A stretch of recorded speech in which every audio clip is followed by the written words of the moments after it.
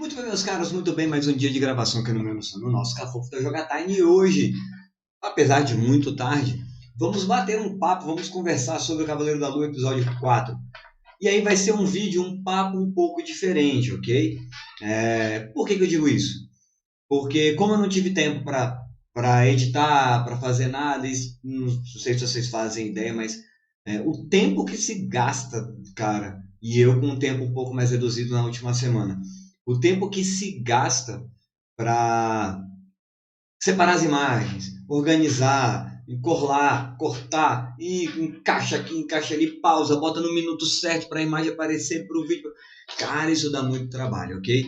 E aí eu preciso realmente de, por exemplo, ter uma manhã inteira livre, sabe? Para fazer esse tipo de coisa. E nem sempre eu consigo, uma manhã inteira mesmo, coisa assim de 4, 5 horas, tá? Parece que é bobeira. Não sei se é porque o meu método é um pouco menos eficiente, talvez. Mas estou no aprendizado ainda de fazer isso, certo? Pegando as melhores referências possíveis, mas ainda estou no aprendizado. Mas, cara, o episódio 4 pode ser considerado, em alguns aspectos, o melhor episódio que nós tivemos no MCU, em todas as séries do MCU, talvez? Talvez. Ok? Ele é um episódio, sim, repleto de pequenos clichês de filmes de terror, enfim, aquilo que prende a gente sabe que vai acontecer, mas a gente sempre se assusta, sempre a gente sabe, ó, agora, lá, e aí acontece, você toma um sustão, sabe? Rola isso o episódio praticamente todo, certo?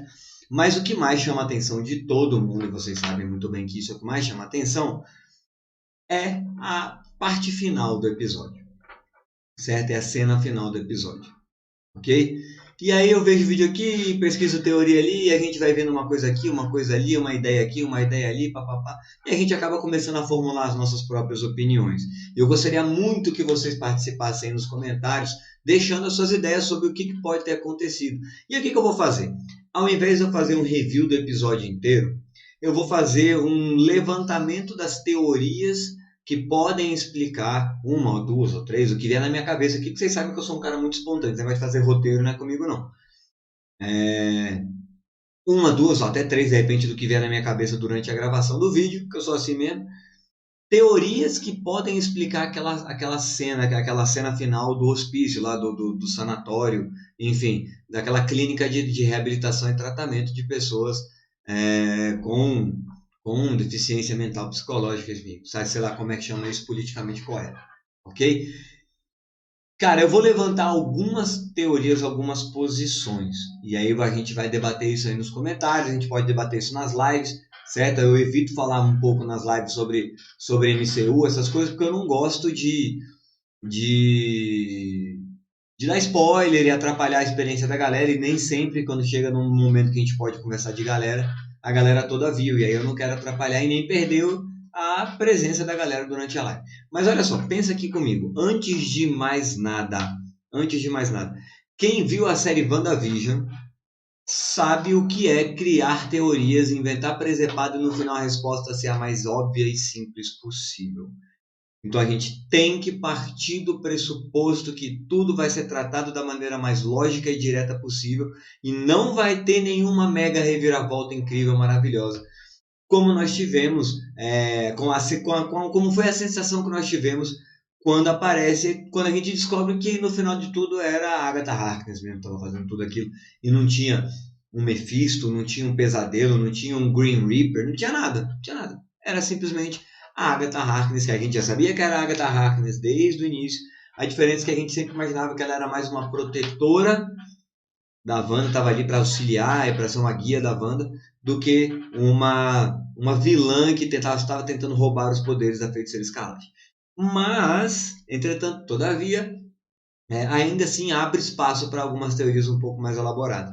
Se a gente para pensar, Loki, ninguém esperava que o Kang ia aparecer, ok? Soldado e Falcão Invernal foi um... Soldado Falcão e Soldado Invernal também não é. Falcão e Soldado Invernal foi uma série muito direta e reta. Não teve muito papo, não teve muita conversa, não teve muita enrolação, embromação.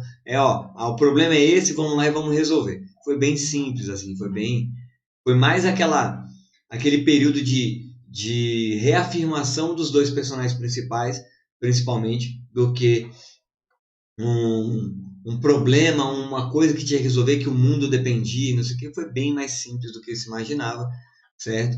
Mas foi uma série bastante divertida. Já Loki deixou muita ponta aberta, é uma série muito mais densa, certo? Por exemplo, do que parecia que WandaVision seria. E ela acabou sendo uma série mais resumida e entregue com as resoluções mais simples possíveis para os problemas, ok? E aí a gente pega o quarto episódio do Cavaleiro da Lua, aonde a série estava indo muito bem, o episódio estava lá, pô, o cara perdeu o poder, ele está avançando, lembrando, tem spoiler, tá? Tem spoiler aqui, antes de mais nada, se você não viu, dá uma pausa, vai lá e depois volta, beleza? O episódio se desenvolve muito tranquilamente, eles estão indo atrás do Arthur Harrow, indo atrás da tumba, né, não é do cônjuge da Amit, ok? Aí eles entram dentro de um templo, onde eles já sabiam que o Arthur Harrow estava, só que aquele lugar estava completamente abandonado, o que foi completamente bizarro, ok? Não tem um guardinha na porta ali para pelo menos falar, ó, tá vagabundo chegando ali. Porque ele sabia que o Mark Spector, ele sabia que o Steven Grant, ele sabia que a Leila ia atrás dele e que eles iam encontrar. O Arthur Harrow não é idiota, né? Vamos combinar. Mas durante esse processo eles vão se embrenhando ali no meio, falam sobre esfinge, falam sobre o olho de Horus, as 6 partes do olho de Horus, que lembra muito as 6 joias do infinito, toda aquela parte lá que a gente sabe que ocorre antes da fase mais importante, do momento mais importante da série, ok? Até agora, que é a virada de mesa que aconteceu. E aí a gente tem aquela cena dele descobrindo o túmulo de Alexandre o Grande, ok? O que é muito estranho, até hoje não sabem onde está o túmulo de Alexandre o Grande. Eles acham com a estátua da Amit presa dentro da garganta dos caras que era a voz de Amit. Coincidência ou não, mandaram socar goela abaixo do consagrado. Mas tudo bem. Aí ele vai lá, mete a mãozona, arranca lá a estátua. O Arthur Harrow nem tchum ali, não encontrou, ele encontrou só depois. Muito estranho, não é? E ao mesmo tempo está acontecendo uma história paralela com a Leila, certo?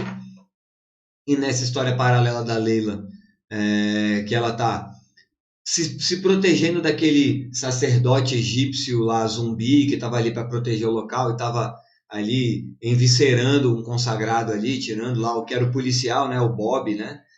O Billy, né? Era o policial que estava lá com um nome falso, Billy Fitzgerald, enfim. No episódio anterior, onde eles vão lá abordar o Steven Grant na casa dele, quase pegam a Leila na casa do cara. Aí ele tem aquela cena muito estranha, certo? Que ele acha a tumba de Alexandre o Grande, que pode ter sido grande por ter sido o avatar de Amit, e ele pode ter traído a Amit, correto? Entregando ele pode ter convocado o conselho, entregando as intenções da Amit para o conselho, depois que ele já era grande, depois que ele não tinha mais batalha, depois que ele não tinha mais guerra para travar, ele já devia estar velho, devia ser só um monarca lá sentadão no trono. Aí ele convocou o conselho dos avatares e falou que a Amit tinha o plano de conquistar o mundo, de fazer o que quer que fosse que ela quisesse fazer. E aí ele foi o traidor da Amit que prendeu a Amit dentro lá, fizeram todo o ritual, enfim. Então, a partir daí que começa o episódio, na minha opinião, é por isso que eu quero passar as ideias para vocês. Naquele momento, o Arthur Harrow baleia, dá 2 tiros, ok? 2 ou 3 tiros no Mark Spector, ok? E o Mark Spector cai dentro de um lago, dentro de um riozinho ali, de um riozinho, um espelho d'água, vai. E ele vai aprofundando, ele vai submergindo, até que ele acorda num hospital psiquiatra, ok? E aí, a partir daí, a gente começa a levantar várias teorias, certo? A primeira teoria que eu quero levantar para vocês é: estava Steven Grant ou Mark Spector, certo? O tempo inteiro delirando na sua mente, ok? E aí ele entrava naquele estado de torpor quando ele via aquele filme. Toda vez colocava o mesmo filme para ele ver. Porque eu não sei se vocês perceberam naquele filminho que ele vê, Tomb Raider, né? O Desbravador de Tumbas, vamos chamar assim. Era um menino negro, mais um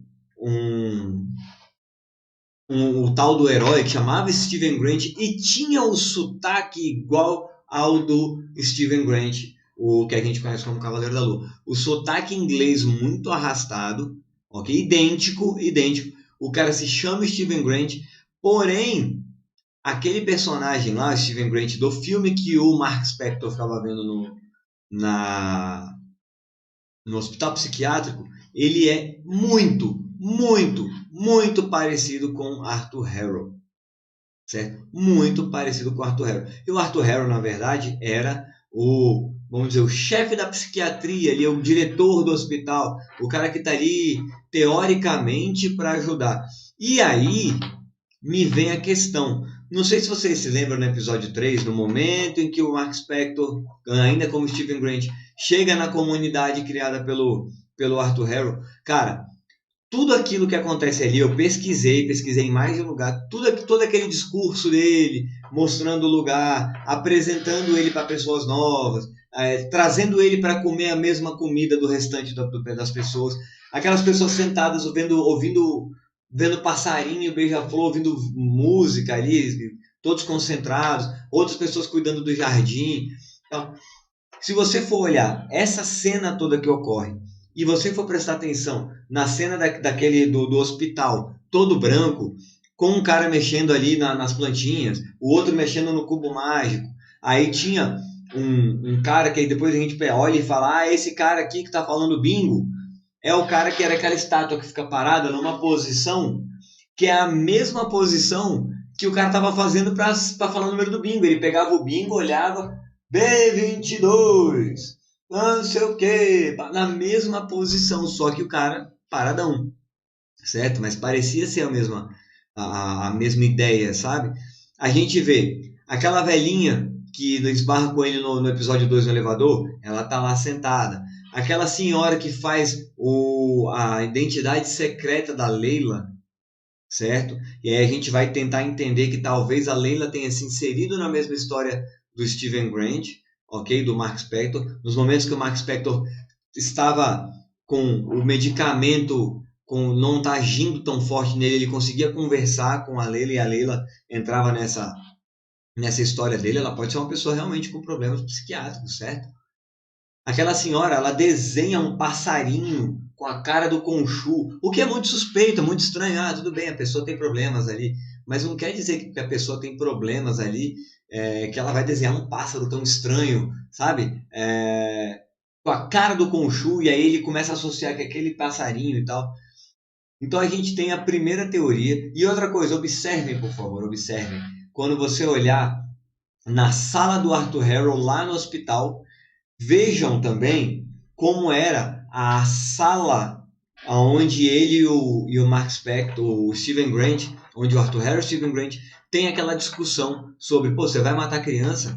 Você acha normal matar criança? Vocês acham normal matar criança? Sabe? Então, uma primeira teoria que eu tenho é que sim, aquilo tudo se passa dentro da cabeça do Mark Spector, certo? E aí a gente tem algumas referências do quadrinho para isso. A segunda teoria é que aquela fase que ele está passando é uma fase pré-óbito, vamos dizer. Ele tomou tiro, ele está morrendo, e aí a cabeça dele pode ter passado aquilo tudo que passou naquele episódio. Por quê? A gente vai chegar lá na frente. Ele encontra o alter ego dele, ele encontra um outro sarcófago que ele não quis abrir, ele encontra uma deusa hipopótamo chamada Taweret, ok? Que é a deusa da fertilidade e tal, enfim.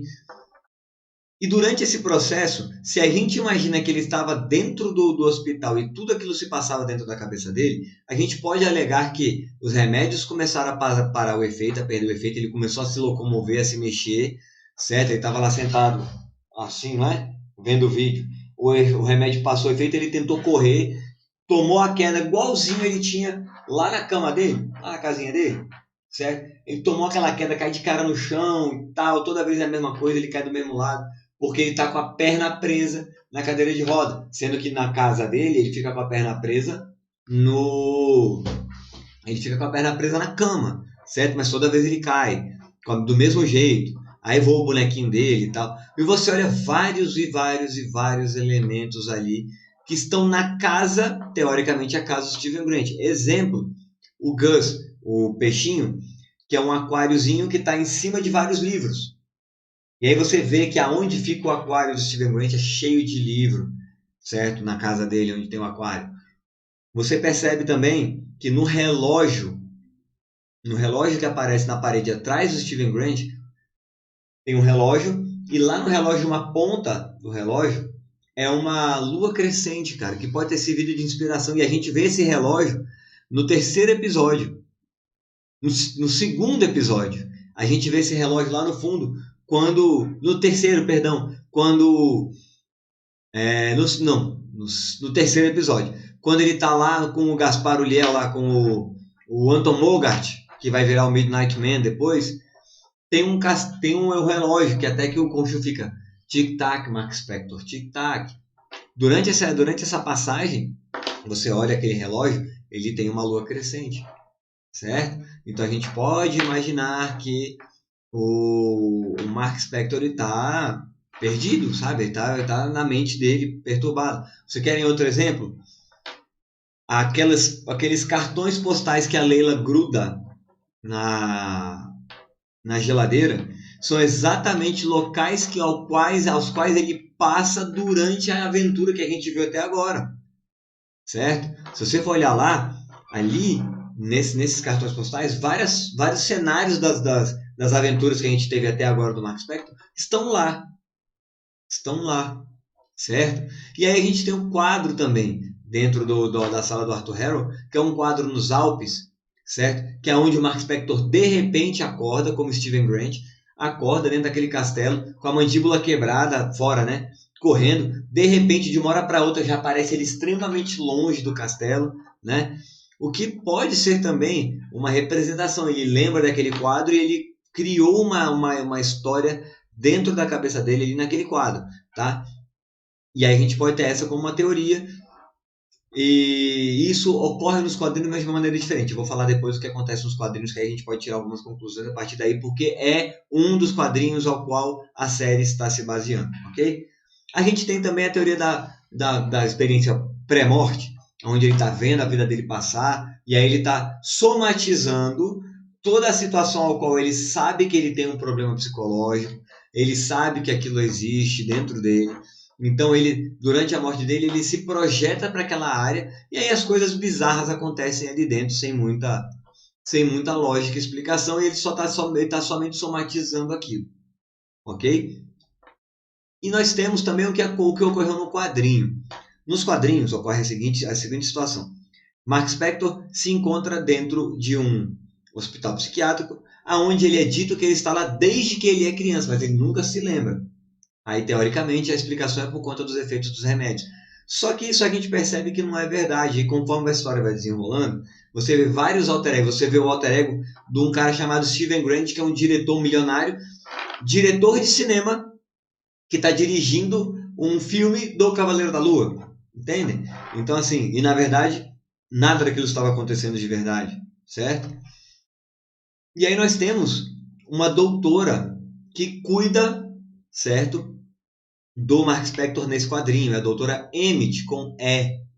Só que no final do quadrinho, quando a gente vai desenrolando a história, e tem também um Billy e um Bob, que são, se eu não me engano, o Bob é um enfermeiro negro e o Billy é um enfermeiro branco. O Bob lembra muito a Bob, a policial falsa que foi lá interrogar o Steven Grant, e o Billy, a face dele lembra muito também o Billy, o enfermeiro que cuida lá das pessoas com problemas mentais lá naquele hospício, lá no hospital psiquiátrico, certo? E aí se descobre que, na verdade, a doutora Emmett era a doutora Amit, com a cabeçona de jacaré e tudo. E aqueles dois policiais, na verdade, não eram policiais, dois enfermeiros, Billy e Bob, não eram enfermeiros, eram chacais convocados pela Amit para serem a segurança dela, para que o Mark Spector não fuja e ela possa ter o poder do Khonshu para ela também. Ela queria absorver o poder do Khonshu para ser uma deusa mais poderosa. ok? E aí ele é engranado, ludibriado, drogado para acreditar que ele está aí constantemente preso, que ele está desde criança lá, quando ele não se lembra de nada do que acontece praticamente nenhum dia, ok? Então pode ser que tenhamos isso. E aí quando a gente vê ele encontrando Steven Grant, que é a outra personalidade, eles se tocam fisicamente, eles se abraçam, ali tem um problema, ali tem ali começa as teorias, todas as teorias falham nesse processo. Se é a teoria de que a droga está acabando e o cara está começando a ter alucinações de novo, certo? Vira uma explicação muito superficial, muito fácil. Apesar da gente ter falado que a Marvel vai sempre escolher aquilo que é mais óbvio, ela não precisa escolher aquilo que é o mais fácil. Ela pode escolher uma explicação mais complexa, porém era a explicação mais coerente, mais óbvia para aquilo. Assim como o caso da Agatha. Era a Agatha o tempo inteiro no WandaVision.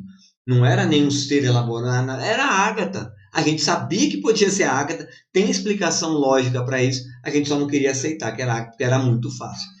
Então a gente pode sempre falar, as drogas do cara estão acabando, o efeito está acabando, então esse transtorno dissociativo dele está ficando cada vez mais forte, essa esquizofrenia dele está ficando cada vez mais poderosa. E aí nós temos uma das tumbas que não abre, que é aquela terceira personalidade que o Mark Spector quer evitar ao máximo que Tom que saia, porque ela é a versão mais agressiva e mais grosseira dos três.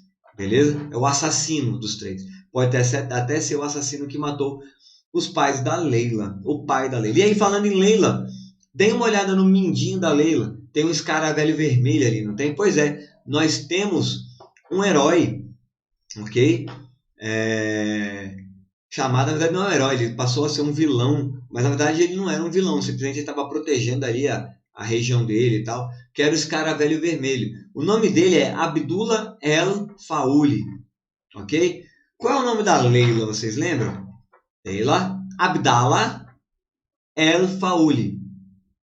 Então é um nome muito parecido e esse escaravelho vermelho pode nos indicar que teremos a Leila com algum superpoder ou algum poder, ou se tornando uma heroína, uma vigilante, o que quer que seja, chamada Escaravelho Vermelho. Até porque o pai dela chamava ela de meu pequeno escaravelho, então ela tem essa referência do escaravelho, certo? Então vamos lá, só para recapitular essas ideias que eu tive aqui, para a gente poder debater elas aí nos comentários tranquilamente. Vamos lá. Estamos lá com o Steven Grant dentro de um hospital psiquiátrico, drogado, ok? E aí a gente percebe que aquelas estruturas, aquele hospital lembra muito a cena que ele encontra o Arthur Harrow e todo aquele protocolo que o Arthur Harrow cria para tentar introduzir o Steven Grant dentro da comunidade dele, para fazer com que o Steven Grant fique confortável, que é protocolo utilizado em clínicas de psicologia e psiquiatria, cara, para tratamentos psicológicos e psiquiátricos. É o mesmo jeito, vários protocolos ali estão sendo seguidos muito parecidos com o que se faz no que a gente entende como, certo? Então pode ser que seja, na verdade, uma experiência anterior do Mark Spector que ele está projecionando lá, ou ele está vivenciando aquilo ao vivo, na essência, só que a mente dele está interpretando de outra coisa, de outra forma. Pode ser assim, ok? E aí tem a explicação do porquê que tem uma deusa hipopótamo que o cara olha e fala, que diabo que essa deusa está fazendo aqui? Na verdade, ela é só mais uma alucinação porque os efeitos do remédio estão acabando, ok? E aí a gente depois pode descobrir que aquilo ali era só uma enganação e que na verdade é o Mark Spector, ele é poderoso, ele tem o Deus Khonshu, e o Arthur Harrow estava lá encenando o tempo inteiro, e todas aquelas pessoas estavam ali encenando, porque todas são seguidoras do Arthur Harrow, todos têm a balança, todos têm a pintura. Mas a princípio a gente parte da ideia de que não, ele está mesmo no hospício ali, ele não se sabe por que diabo ele está lá, ele está preso. Como é que ele foi para lá, a gente não sabe do passado, ele sabe que ele está lá preso e que ele tem esse transtorno dissociativo e que ele interage com as outras personalidades. Nós temos também a experiência pré-morte, onde ele já pode até ter passado por isso, e aí ele foi salvo por Khonshu, dessa vez ele está indo para a vala de novo e não vai ser salvo por ninguém, teoricamente ele está morrendo, certo? E pode ser que alguém vá lá e resgate ele da morte antes dele morrer, antes dele falecer. Pode ser que o Khonshu ou alguém liberte o Khonshu para que a Hathor, né, aquela mulher que é a avatar da deusa que tinha um affairzinho com o Khonshu, ela pode ir lá e liberar o Khonshu, né, se sacrificar em prol da libertação do Khonshu, e aí libertou o Khonshu consegue salvar o Mark Spector antes que ele faleça, como ele já fez anteriormente. E aí ali é só uma experiência pré-morte das imagens, das informações que ele tem tanto do Steven Grant quanto do Mark Spector se fundindo ali numa coisa só, beleza? Então, ó, vocês peço que deem uma olhadinha de novo em outros vídeos de outros criadores de conteúdo, ou na própria internet a gente consegue achar esse símbolo do escaravelho vermelho na mão da Leila. Se você quiser rever o episódio, você vai perceber como a sensação que dá é que tá tudo muito desconexo, até que você chega dentro do hospital e as coisas começam a fazer conexão. Ah, olha lá o que ele estava. Ah, olha aquilo ali. E não parece que aquela sala do Arthur Harrow é a sala onde eles estavam, onde o Steven Grant foi introduzido na comunidade do Arthur Harrow e tal, e ele tenta convencer que a missão dele é nobre, que o gesto dele é correto e tal. Eu não sei o que vocês acham. Hoje esse vídeo foi mais um bate-papo, eu tinha que preencher essa lacuna, não podia deixar isso aberto, certo? Espero que do episódio 5 para o episódio 6 eu consiga sentar e ter mais tempo de edição. Não tive tempo de editar nada, só gravei aqui um bate-papo com vocês, para a gente levantar essas teorias e vamos ver o que pode vir no próximo episódio com relação a essas teorias, beleza? Espero que vocês tenham gostado da brincadeira. Tem mais uma teoria, tá? Que essa é a mais insólita de todas. Tudo que está acontecendo com o Steven Grant é um mundo de Truman. Ele está dentro, é um programa que nós estamos vendo dentro de um programa, certo? Há quem esteja sustentando essa teoria, né? Quando a gente vê algumas cenas, por exemplo, aquela luta deles coreografada em cima de um prédio, onde tem um cara lambendo a lâmina. Aquilo foi tudo muito conveniente, tudo aquilo que aconteceu foi muito conveniente, muito estranho, certo? Parece que você percebe que a computação gráfica daquela cena toda, daqueles momentos todos, é muito mal feito. E eu não acredito que a Marvel faria uma coisa assim tão ruim. Então é como se ele estivesse realmente dentro de um programa. E aí tem toda essa computação gráfica, é um programa de baixa qualidade, as lutas são mal coreografadas, enfim, o que quer que seja. E aí ele está dentro de um programa e nós estamos vendo o programa em que está acontecendo. Isso é uma teoria que está rolando também. Mas eu vou deixar aí para os comentários aí, vamos bater papo, vamos conversar. Se você aguentou ficar vendo esse vídeo até o final, mas é uma lacuna que eu tinha que preencher, então eu tinha que fazer isso agora, não tinha outra hora para fazer. E o único dia que eu pude fazer era hoje. Terça-feira, dia 26, um dia antes do 5º episódio. Beleza? Então, assim, acho que valeu pelo sacrifício, valeu pelo esforço. Espero que vocês tenham gostado do vídeo. Um grande abraço, fiquem com Deus. Até a próxima que eu vou nessa. Fui, valeu!